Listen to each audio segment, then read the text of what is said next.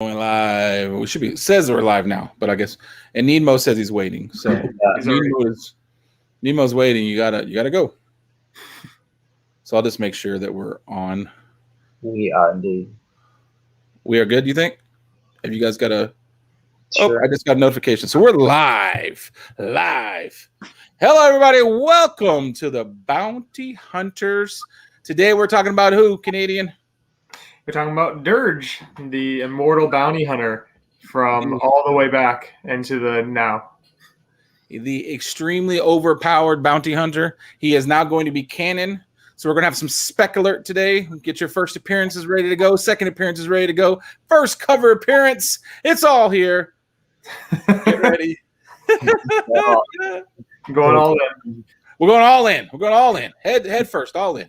Here, I'll just do this then. He's being.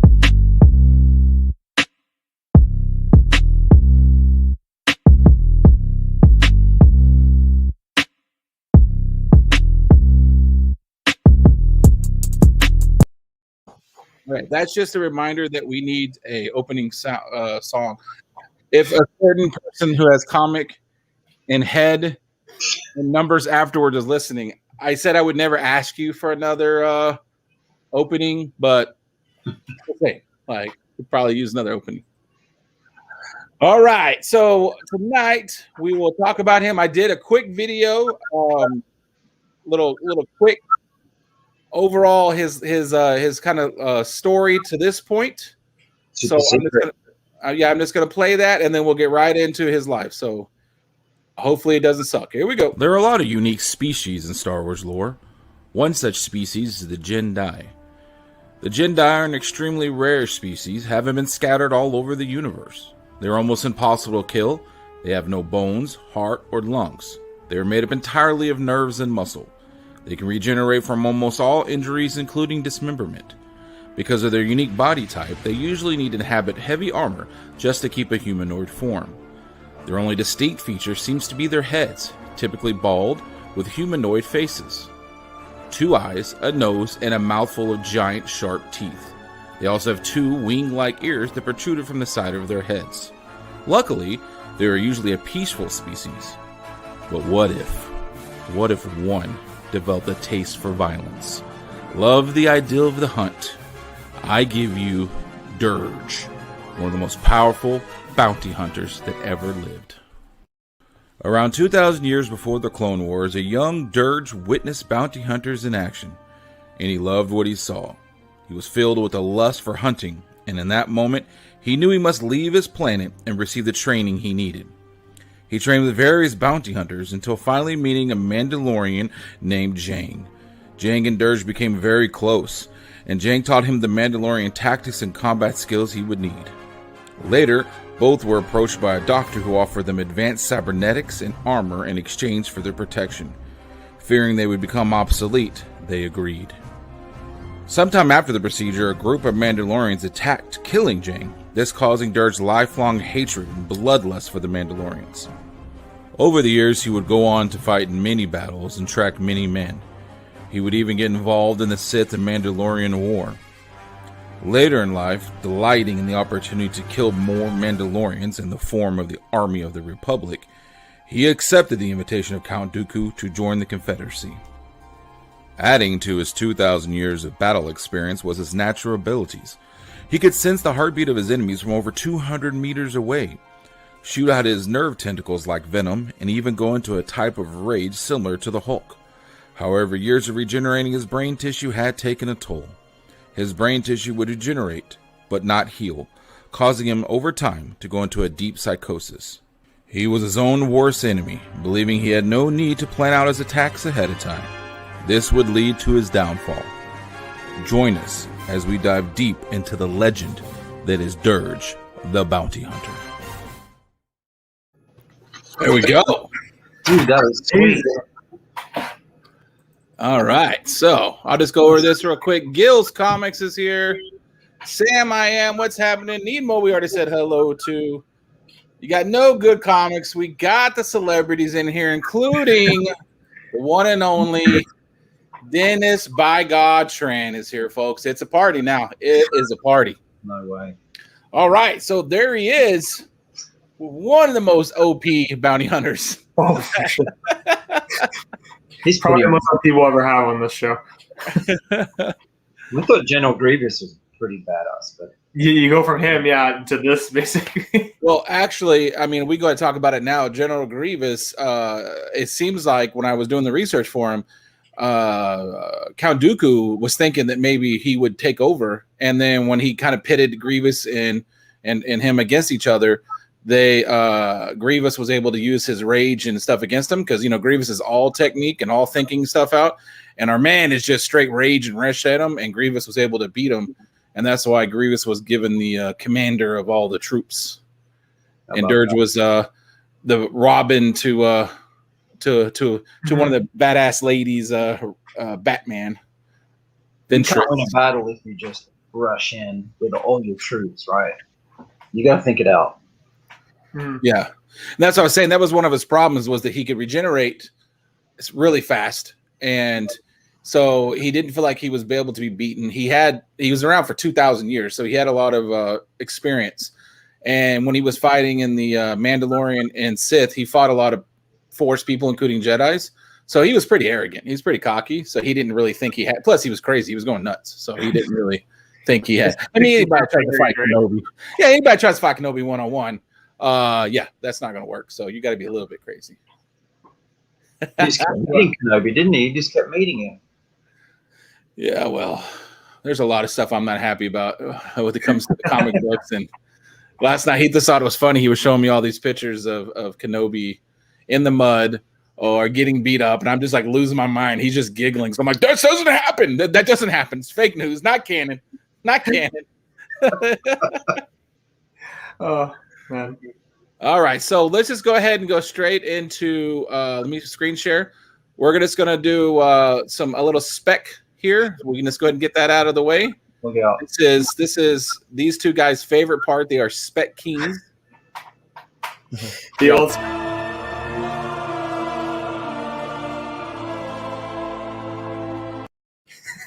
Spec talk. It's a thing. I swear that music's from Lord of the Rings. It's from that movie. I know it is. I got that. Well, I'm not gonna say where I got it in case the ears are listening, but I got it from a place. I know a guy who knows a guy. It was got legally. We'll go ahead and say that. They have already. Okay, we're not gonna open my file. Come on, you can open it. Come on, you can open it. You'll be all right. I promise. The spec talk just hurts. It's gonna be amazing. Yeah. Just die. Let me just do it this way. I can't wait for when eventually we get to the end of the spec talk and it's just Yoda on the ground. That's still my favorite. All right. So can you guys see the screen? Awesome. Oh. All right. So his first appearance, help me, is 51. It's the one second level, second to the left. This one? Yeah, that one. So that's his first appearance, where he ends up fighting Kenobi and Anakin on Naboo Moon, Memamir, the names. It's around there. Basically, they arrive on the moon with two Jedi as well as a Alpha clone trooper, and something's happened to the Gungans on the moon, and they've been kind of poisoned. And Durge shows up, attacks them all, and reveals himself. And that being the first appearance of him in comics. So there's your first appearance in case you go out to your comic book shops tomorrow when you pick up your new comic books. And if it's still there, I'll be pretty surprised. But and then this is the first cover, correct? Yeah, that's the next issue of that 2-issue story. And it's the first cover appearance and second appearance for Durge. And a great cover, to be honest. Yeah, it's a really cool cover. So you get this is a 2-for-1. You get the second appearance if that's an important thing, and also the cover, obviously. Like I wouldn't mind having that. I'm sure it's already. I was going to look at eBay prices before we came on, but I got home pretty last minute. And the reason why we're talking about Durge, if you didn't know, other than him being a great character and just really fun, is we remembered recently that for the War of the Bounty Hunters event coming up, they solicited a cover for Dr. Aphra, and Durge is on the cover, and they say that that's his first time showing up in canon. And from there, we won't know what his role is or what he'll be doing or how much of the stuff we're talking about is going to be made into canon. Yeah, who knows? We'll see. I mean, I think there's going to be a fair bit brought into canon. There must be. Oh, yeah. As long as they write them right. And so far, I've had a lot of issues with Disney and a lot of issues with Marvel, but I can't argue with the Star Wars books. They've been pretty good, man. The Star Wars comics have been, they've been all right. Yeah, they've been killing it. So they're going to do them right. I just a little bit worry because he is extremely powerful. So we'll have to see how they treat that. Do you think they'll tone down the amount of Kenobi beatdowns he'll be doing? There'll be no Kenobi beatdowns. That's a fact. Kenobi beatdowns.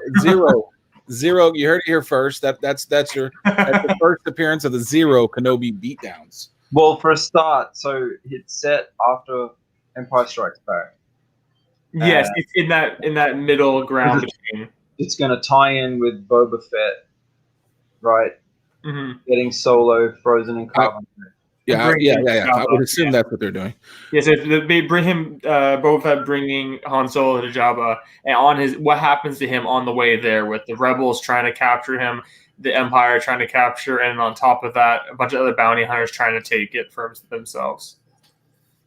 Yeah.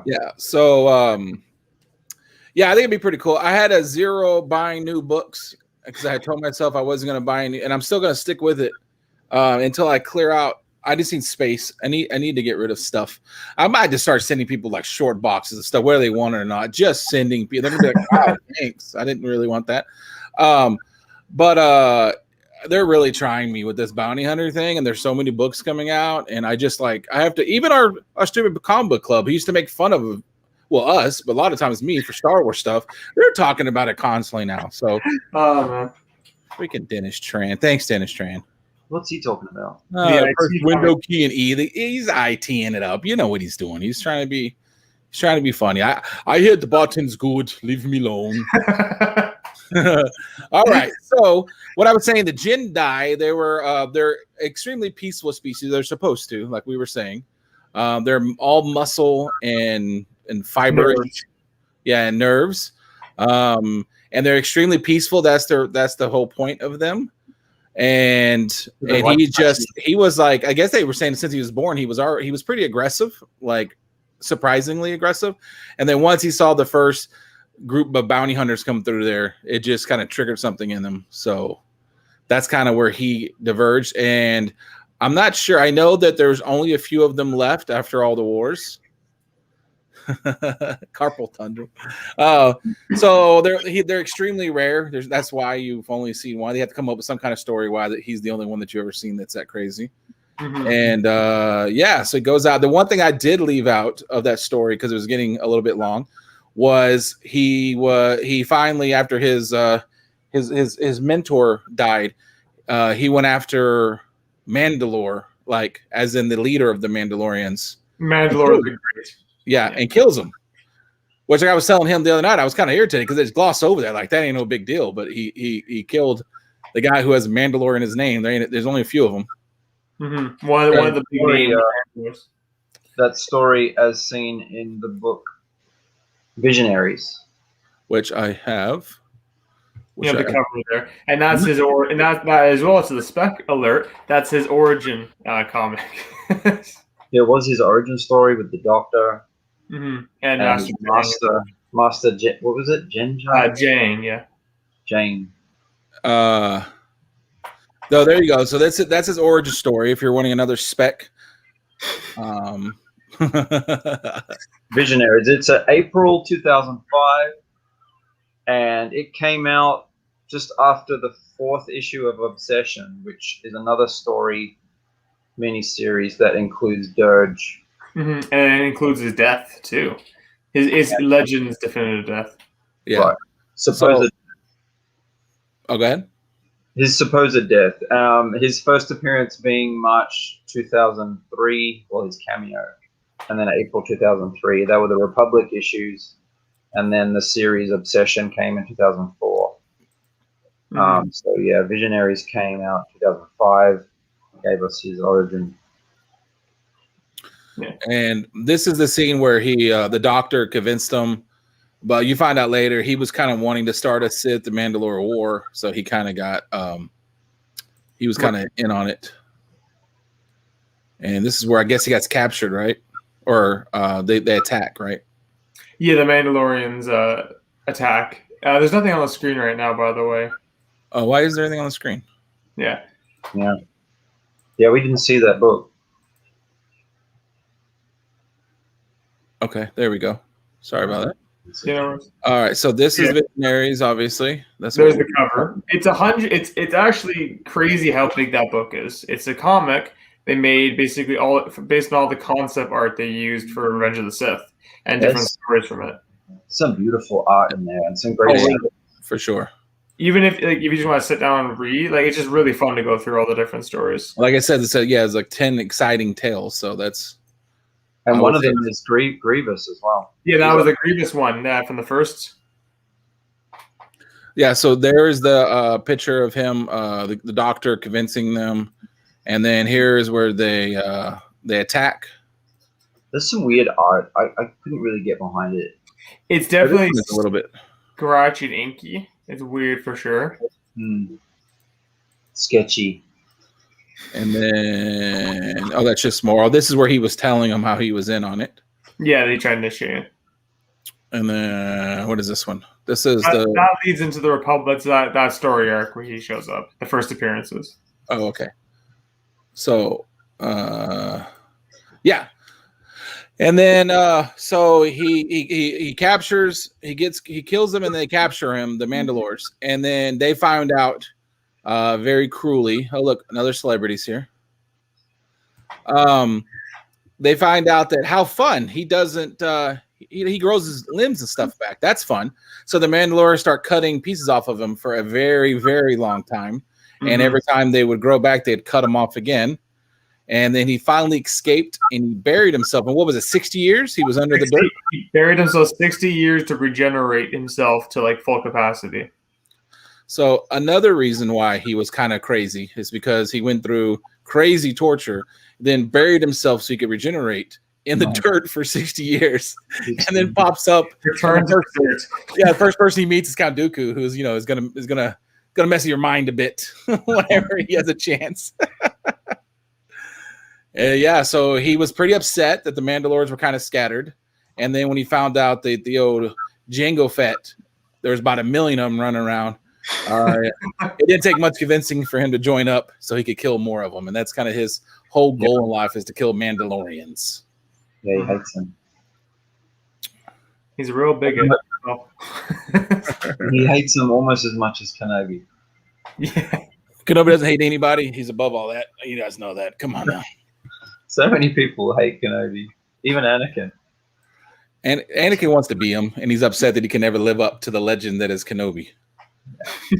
How do we know about him? Is because of the cartoon, the amazing cartoon that we have referenced several times. Yeah, funny enough, we've referenced that so much, and that will also play into the news of the week too. And so I'm just going to show this first clip while we're here, just to show you kind of what he's about and how he doesn't really think out stuff. I mean, these are pretty awesome things, but you'll see. That poor rocket launcher clone. It's always getting teared up. I just can't get over those lances, man. Yeah, it's so good. I love that. It's the best.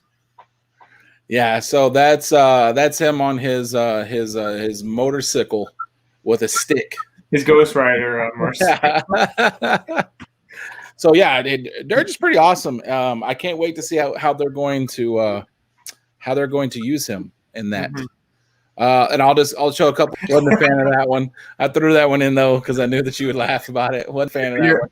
You're poor Kenobi, but that laugh is amazing. I had to throw that laugh in there. Those pauses, it's quite common in that cartoon. There's that pause, it just builds the tension, right? An old samurai style, obviously Samurai Jack, the guy created. But yeah, that's amazing. How gravitas. And then so when he went to that scientist, he did get a lot of, like I was saying in the video, he has armor that he has to stay in because it kind of holds his humanoid form. So he did get a lot of upgrades, and I was going to show his upgrades really quick. All right, so Yeah. we saw a few upgrades. So I don't know why, to be honest, he needed those upgrades. I'm not 100% sure why he felt like he needed more help when battling. Honestly, like if you were to guess, if Durge and let's go straight with the guy from last week, IG-88, had to go up against each other. I don't even know how would IG-88 handle this battle of bounty hunters. Probably a lot of explosions. Yeah. You can't forget Durge will just have that explosive entry. And he always appears in the doorway almost with an explosion. He can always sneak up behind him, so once Durge enters the room, he's over his shoulder. That's true. He'll be over Durge's shoulder. All right, so then, but like I was saying, why does he even need upgrades? Because he has natural things. You saw some in the video, but I just want to show him being able to regenerate. It's pretty fast that it happens. Mm-hmm. And I'll just tell you this: that was like 2 minutes of cutting out because of how many you were saying. Now that you mentioned that, I didn't think about that. But the amount of poses that go on in that cartoon, where like every time he would swing his lightsaber, they kind of just stare at each other, and it's like the camera's going. It's like I had to cut all that stuff out. Now that you mentioned, I was like, yeah, you know what? I did have to cut a lot of these, and then we'll show when he catches back up.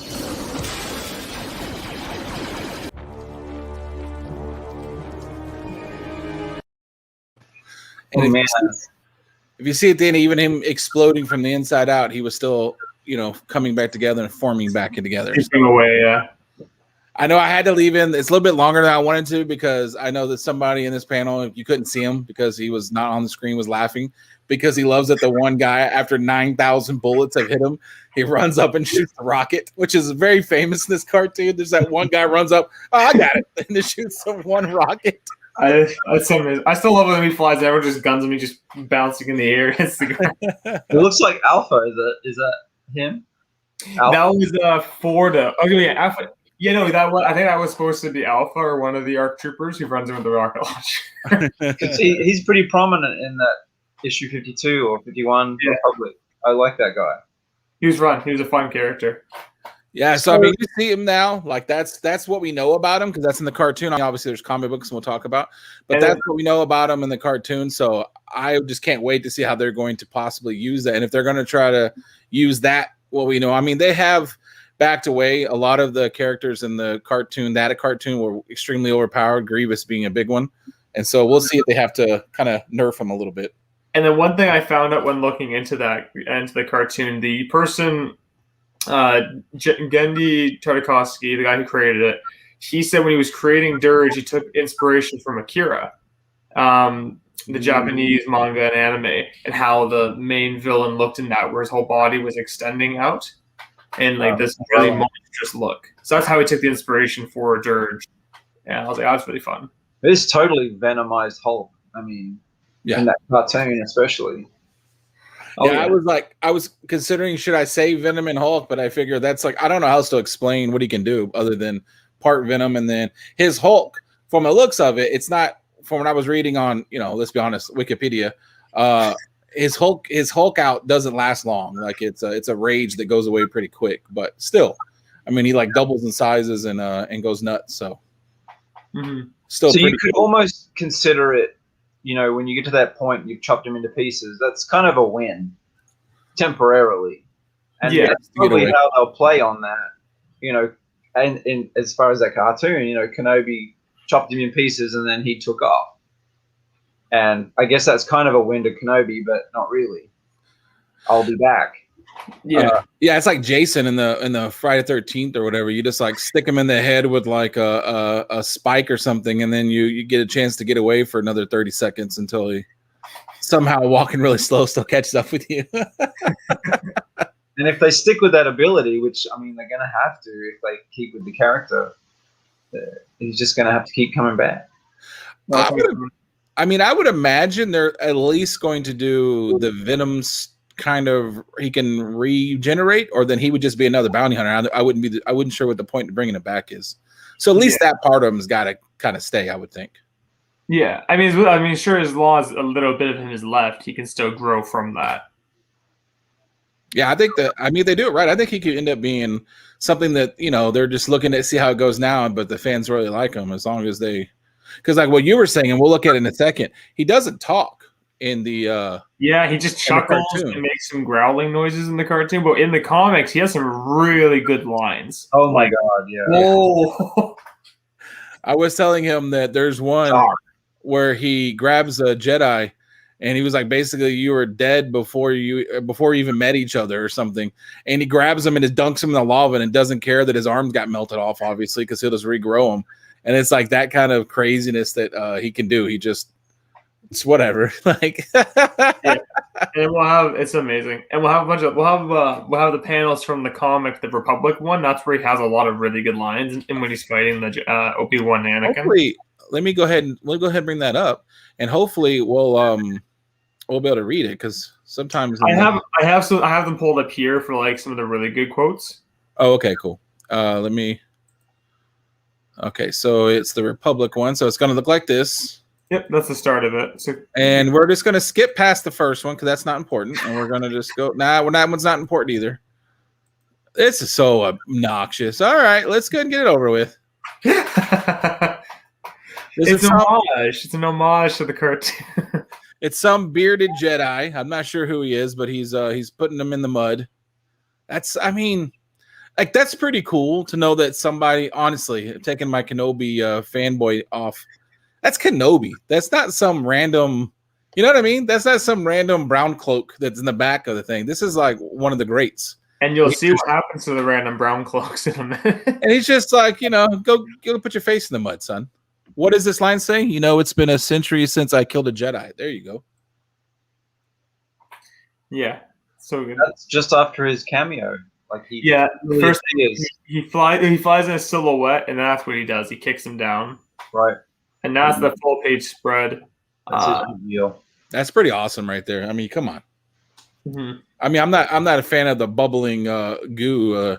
As Kenobi is probably hello there, and he's bubbling up in the mud there. But that's pretty awesome. He says there, and today I get to kill 4 of you. Add to that, the Gungans already murdered, the hostages I'm going to kill later, and all the Naboo who will die tomorrow. And it's a damn good week. So good. Like, think about that for a second. I hate to keep saying it, but he's saying this, being 2,000 years old, killing who knows how many Jedi, how many Mandalorians, and he's got Kenobi's head under the mud while he's talking trash. I mean, that's pretty awesome. I love how he refers to the clones as their pets. Yeah, that was a good one. That one. Now, where are your pet clones? Yeah. And let's see, what's the next? Yeah. Yeah. Oh yeah, you go. Now, where are your pet clones? Just even that though, like, tell me that's not a cool little. That's sweet looking. Like, he looks like a badass right there. No doubt about that. He fights that big Jedi, whatever that guy's name is. Yeah. Well, yeah. All right. What does it say for that? I'm going to rip off your head and carbon flush down your throat. Yeah, and it's a good example too, because like in this fight, in these 2 issues, you really get to see his durability. Like, gets shot through the face. Another part, he gets like completely stabbed through the spine and everything else. Sam said Durge's trash talking is next level. Oh, it's pretty awesome, dude. Well, it's so good. Because it's not just a trash talking; it's like what he's doing while he's trash talking. He's making his actions meet his words. It's so good. Yeah, so this is where Alpha goes, "You all right?" And then Kenobi says, "No, I think he cracked my skull." And Alpha says, you should be dead. Wear a helmet next time. Yeah, it's not. I mean, I'm not a fan of that, but I mean, it is what it is. It's not canon, so they can do whatever they want to. He has a helmet. Oh my God, look at this. Oh, I like that. All right, what does it say? You think a mind trick will work on me? I come down here and stomp 4 Jedi. and you think I'm some weak-minded thug? And then he hits that Padawan. Nice try, but I'm a walking nerve cluster. I can feel your heartbeat from 200 meters away. You can't sneak up on me. You're all outmatched. Crazy. And that's kind of a reveal on one of his powers. Yeah. And then from here, this is the trick where everyone's thinking he's leading it. And then the other Jedi Master gets his head lobbed off, revealing that Ventress is all inside of him. Yeah, that's the other thing about this. The key is after, he's basically assigned a teammate, and it's Ventress, because she needs help and he needs help. So, sometimes this, the teaming up that they do with these bad guys, it's I don't even, I know the Jedi are powerful, but my God. And then his I guess teammates or partners, he's had information from Dooku, says connections there, Ventress, but how many has he had? He's been alive for so long. He goes through partners well, when you can't die, sometimes you got to use a meat shield, you know what I mean? And then speaking of meat, he says, "May the Force be with you, meatbag." I want that on his shirt. Can we get this on his shirt? His face going, "May the Force be with you, meatbag." And it's funny because I saw the panel before that, and that guy, I saw the red, and I was like, "What? Hang on," because I hadn't read this before, and I was like, "Who had the red lightsaber?" And then that panel shows up, and of course, who else could it be? Yeah, and a character that I think, man, they could do a lot with her right now. They could go super deep with Ventress if they wanted to. I really like Ventress. Mm-hmm. She's a good cosplay too. Oh yeah. We got HUD's involved too. We got this is Star Wars: The Republic. We already said this is his first cover appearance, and let's see. Oop, come on! I hate that I got to go all the way back out to get to go to the next one. That's just a fun page of Anakin just using the Force to do dirty things. Anakin, come on now. That's not what you were taught. And now I love that. This is awesome. Your master, his head's around here somewhere. I'm kind of liking him more and more, to be honest with you. And this page is so brutal. I love it. It's amazing. Just look at this. My God, dude. That actually is one of those ones that when you see it, it's a drawing, but it still kind of makes you almost turn away a little bit because that's not good for anybody. That's good for the eye source. He needs to come to the eye source with that. Oh yeah, that's pretty powerful couple of panels. Oh yeah. And then what do you think? Dooku promised that I'd get to, I can't read the rest of that. What does it say? Dooku promised that I'd get to bag some Jedi. Let me do my job. And she says, How I severed your spine. No central nervous system, sweetheart. I don't have a spinal cord for you to cut.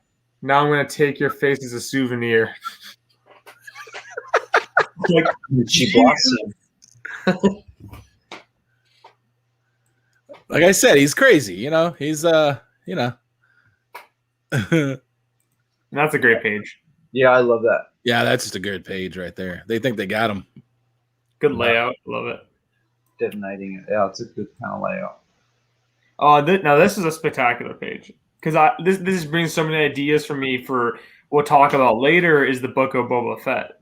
Possibilities there. Did you want to read this one, Kachun? You got it. Oh yeah, I have this one. Yeah, he says Count Dooku told me about your progenitor. Is that how he says that? Yeah, progenitor. Yeah. Yeah, how he was supposed to be the best warrior in the galaxy. Won some bounty hunter competition. Jango Fett was lucky I was taking a nap. Now I'll just have to kill all his spawn, starting with you.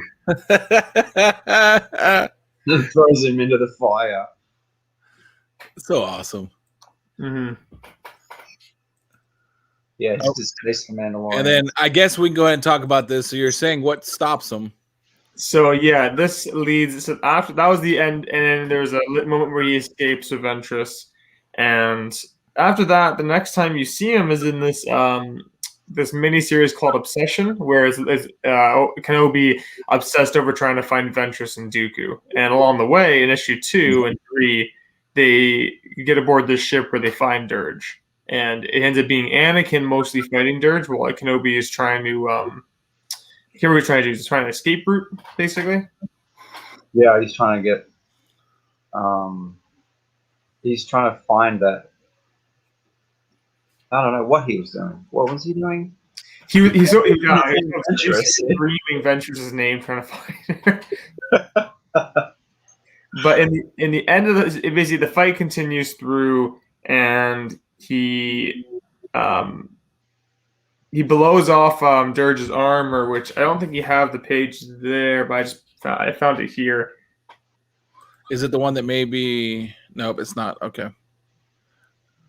Oh, you can see it in the next one, maybe. You can see that he has no armor in the next one. Yeah. So he blows off his armor, and then what happens is Durge escaping into a escape pod, and then Anakin has this really sly smile on his face. Yeah, and it goes right here. This one right here. This is the one that I was pointing out when we were talking about this. Just nudges the escape pod in the direction of a star, and let's gravity do the rest. And then I told him when we did this, so you can see that he's off his armor, obviously he's screaming. And I said that last panel was just in case Kenobi was standing there and he had to pretend like he had some conscience about it, because he clearly didn't in that first panel. He clearly was smiling. And that was just in case Boss is watching, I got to pretend like, oh, this really upset me that I had to kill this poor fella. Just before that, while Anakin was fighting Durge, there's a classic line again, and Anakin says, "Durge, I swear this is going to be the last time we face each other." And Durge says, "You stole my line." Yeah. You stole my line. And this is something that you wanted to show, because this is like some pretty cool armor that I guess was Kenobi on his speeder bike. Yeah, that's pretty cool. What the heck? He's a beefy boy. I hadn't read this either, and it's a great little story. There's basically a whole issue of just fight sequence. Mm-hmm. All right, the armor is amazing. It is beautiful. Yeah, Captain Jack says Durge is mean. He's not there to make friends. That's for sure. I was gonna say, but like that comment, was there a figure of Durge? You were mentioning. I don't know if there was. There's definitely not a Black Series that I'm aware of, but I don't really want to buy too many more Black Series. But if there's a Durge, especially after this show, yikes! Because we're gonna talk about some Black Series later that are coming out that already irritates me, because I'm really, Black Series that gets you in trouble. It's a problem. There's two. Looking up Durge, there's two of them. There's this one, which is super low quality, apparently. Of him in the see, that's the one I want. Yeah, that's the one I was looking for. I think you should change your mind for this one. Well, it's from the cartoon, right? Yeah, but I need the other one though for my collection. I mean, for the boys' collection, I need those other ones. What is that one from? That one is apparently the listing is $80. It's I'm not surprised. It again is the Clone Wars, but it must be a more realistic. No, this is the Clone Wars. The Republic series. This is based on the comics. Oh, I see. Yeah, the other one that he showed is from the cartoon that we just showed. Yeah, more stylized like that one. Yeah, and the other one from that. Yeah. That's the one I need, and it's probably gonna be expensive. I probably need to get on eBay tonight or something. $20 on eBay. That's a little more. I paid $5 for those a few years ago. Oh yeah, I didn't grab them all because I was like, I don't need all of them. But that's what happens. No, they don't. They didn't come with comics, did they? No, just the toy. No comics. Okay. So, hey, there he is. He's back. He's back. The cat keeps meowing every door and wants to go out this door, wants to go out that door. You can't leave doors closed with cats around. That's a fact. Oh, they just stay at the door. So, is there anything else we need to add to the Durge story? I guess that would be his in Legends, his definitive death as of now. And then with the new comic coming out, we'll find obviously he will have lived that moment. So we'll find out if they make that legend. They don't make that story canon, or they'll make it and he escapes somehow or whatnot. But yeah, what's the connection? Like, who is still alive that he had connections to? My thought would be Boba Fett is the last. He's like the son of Jango Fett, so he probably has like, I want to kill this guy. I want to make him. Right. That's my thinking. IG-88 following Boba Fett, and Durge is following IG-88. And then he's following Boba Fett. What's up, NYC? No problem. Another celebrity. Yeah, absolutely. Yeah. So when you talk about, we can transition into the book of Bubba if you want to. Would that be?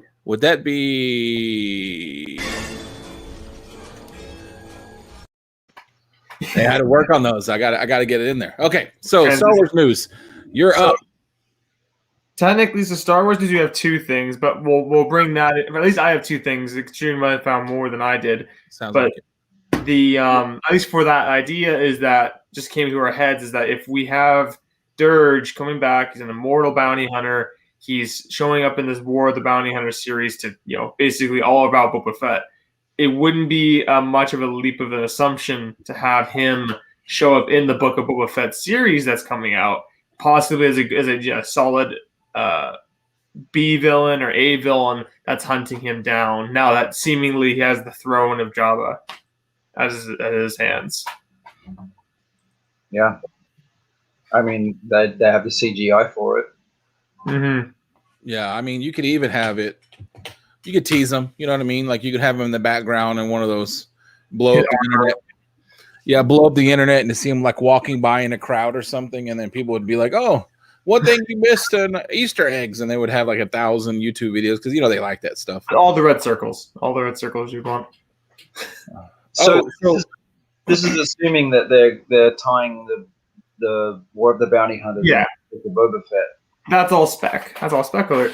But I would assume, this event it'd be fun. I think it'll be interesting to see because with canon, we don't really know what happened to a lot of these bounty hunters. So it'll be interesting to see if they'll just continue them or not. I know a few of them, like Dengar has what they did to Dengar in canon's pretty bad. So I hope they won't do the same thing they did to the other ones.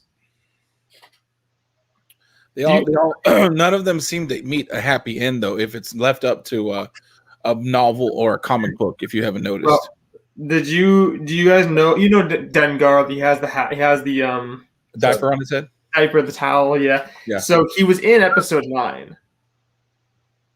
He was. And I can't tell you why you won't recognize him is because he looked like this. Oh, you serious? What? That's him. No. Are you messing with me, Canadian? What do you mean that's him? No, that is him. That is Dengar. He basically got all these weird cybernetic enhancements and stuff, and it deteriorated his body. And he looked like that, and he's like super tall. But it's really bad. Well, that's just some alternate timeline, isn't it? Oh, yeah. You know what, Sid? As I was saying it, I didn't believe it in my head because of that. I don't know if Durge would just be strolling around without ripping someone's head or arm off. As I was saying it, I was about to say, I don't know if he would just be hanging out in a crowd. He doesn't seem like somebody who would be sipping tea on a table while Bubba just walks by. Like I don't think that's happening. So, so you're probably right. In the cantina with a hookah. No. Yeah, he's just kind of like tips the little cup. He's like, hey, I'll catch up with you. Like I don't know. Yeah, he did not age well. Sam says no. He looks like he's from Naboo. Yeah, he kind of looks like Baby Yoda inside of a mech suit or something. A little bit like that's a weird look. Gundam version, yeah. All right, so what's the other little bit of news you have? So for news-wise, there's only 2 things I have at least. So one of which is the Disney Plus is receiving a slew of old Star Wars content. They're coming out April 2nd, and the different series are a lot of Ewoks. You got the Ewoks animated series, both seasons, as well as the Caravan of Courage and Battle for Endor movies, which it's interesting they're bringing all that in there. On top of that, we're getting both the Clone Wars Volume 1 and 2 of the animated series we've been talking about since episode 1. So it's now going to be on there in HD quality, because you can find it on YouTube, and it was, I believe, like 480p. But now you can find it for high quality without having to buy it or track down the DVDs. Which is nice, because a lot of these characters we're talking about have a lot of good shots in the show. And then the other thing they're putting on, which is really interesting, is when I saw the name of it, it took me a minute to realize it's called The Story of the Faithful Wookiee. And I was like, what kind of weird TV thing is this? And it turns out that's the name of the animated segment in the holiday special, the one where you first see Boba Fett, his first appearance before Empire Strikes Back. And he's wearing that amazing blue and yellow armor with the I can't remember the name of it, but it's the one that Din Djarin has, the disintegration gun. Okay. So those are coming to Disney Plus April 2nd. Sweet. So I can't imagine that with all these going on there.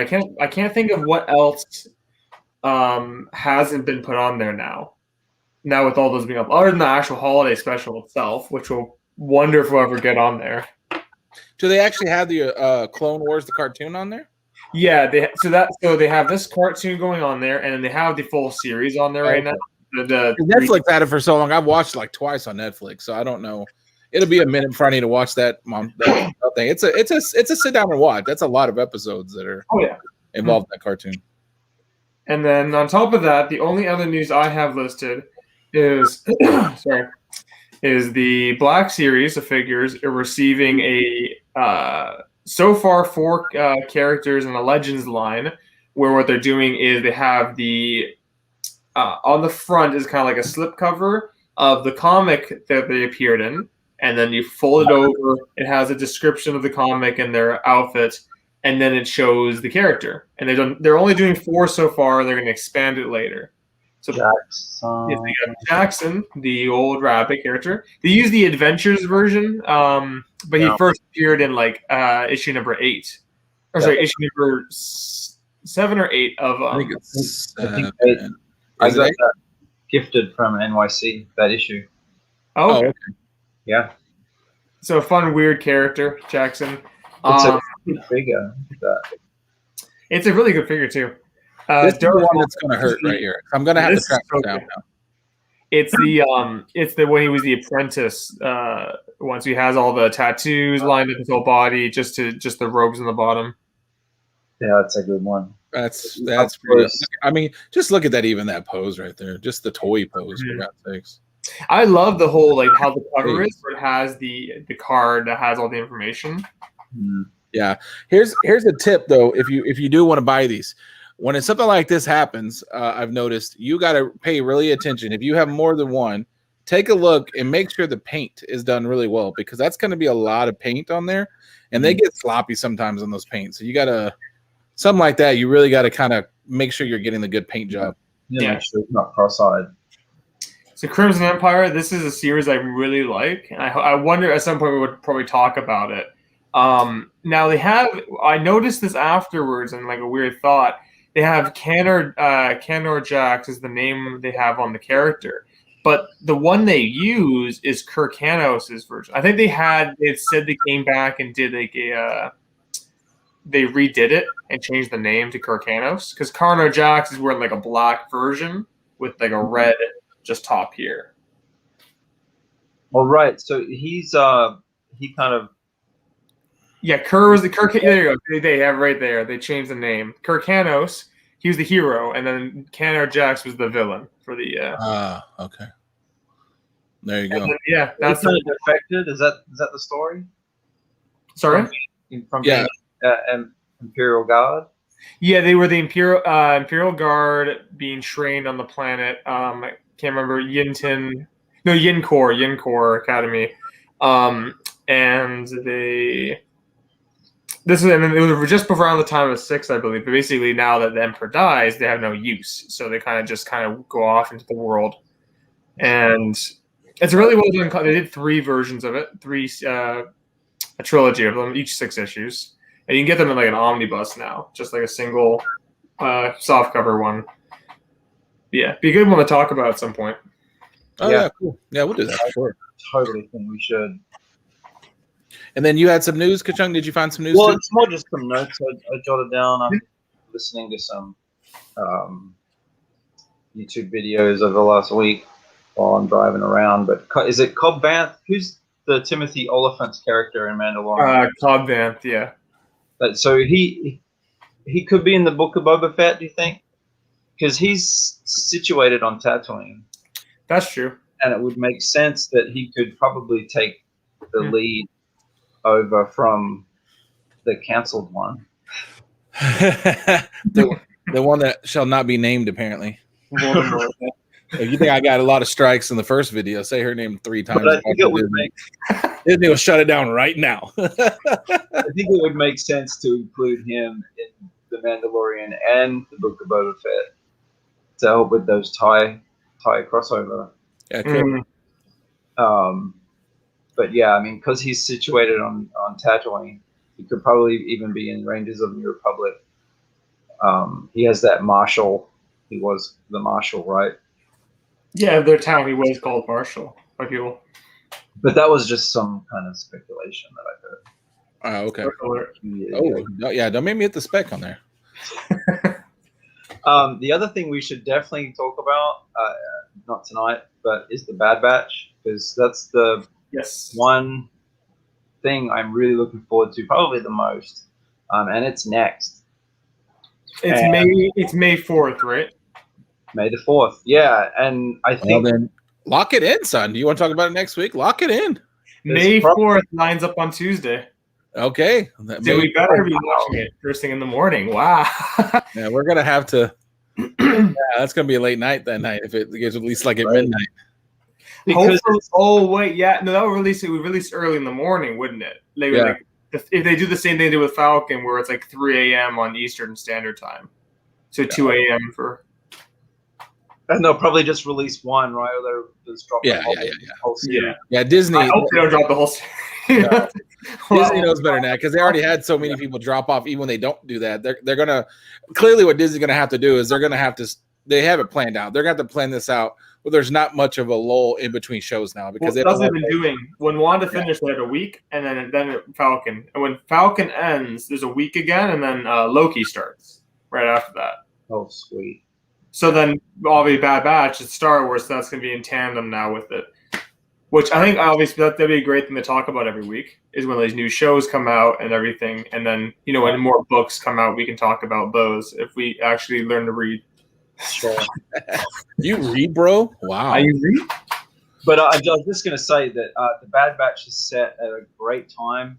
I think it's going to tie up a lot of loose ends, especially probably number one is the clone. How did they go from the clone factory basically on Camino shutting down and then going to a subscription?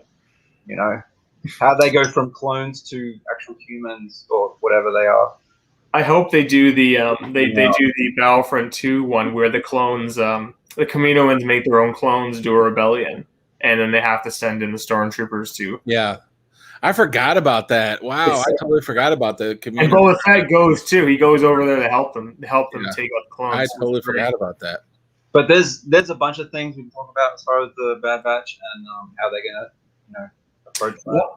One thought I was thinking of the other day we went out about the Bad Batch coming up. In that time period where it's at, it would be interesting if they would introduce Dr. Aphra in the animated form there.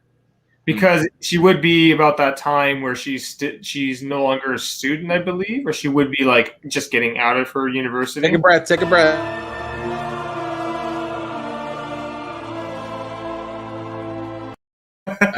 That's bona fide right here on the Bounty Hunters. That right there, that's spec. You're specking. You gotta not that book needs any more help to explode, but I'm just saying. Is she that? That's not because it takes place when the Empire is here. Let me make sure the spec is real. Oh no! I already hit the spec button. You can't be unspecking the spec. Bad Batch. What year? I thought she's younger than that. That's all. Yeah, I feel like she's I mean, she's with Vader, but like, well, no, that should add up. It should be pretty close. I gotta go on. I can't trust Wikipedia. I have to go on Wikipedia to find the timeline here. Wikipedia. Yeah. Wikipedia. It's the trusted source of all Star Wars fans. Bad Batch. Let's see. When is the actual year it's supposed to be? They could have saved Baby Yoda from Ooh. Order 66. That'd be a good time. They are not giving me a year, but it would. It's supposed to be post Clone Wars. Yeah, and then Dr. Aphra. She would be what? It's got to be. I mean, it depends on how fast she started running around with him, because he was Darth Vader pretty quick. So there could be some overhang there. Dr. Chelly Aphra. She is 20. She was born 24 BBY. So when did she graduate her school? Biography, yada yada. University years. Interning. She's interning. They're tying. I think they're tie Aphra in with the High Republic because she's an archaeologist. Mm-hmm. Yeah. They've been bringing that into, which is very good. But I think that's the key series to be getting. Well, maybe we'll figure that out, and we'll figure out if it's Spec Talk, and we'll talk about it next week then. Because yeah. She if she's born 22, if episode 4 is supposed to be 0, right? Then 20 could yeah. Maybe the Bad Batch will take a part-time student part-time studies at university to get their diplomas, because they never went to school, right? They just were. We cover new books. Were there any new books this week? Yeah.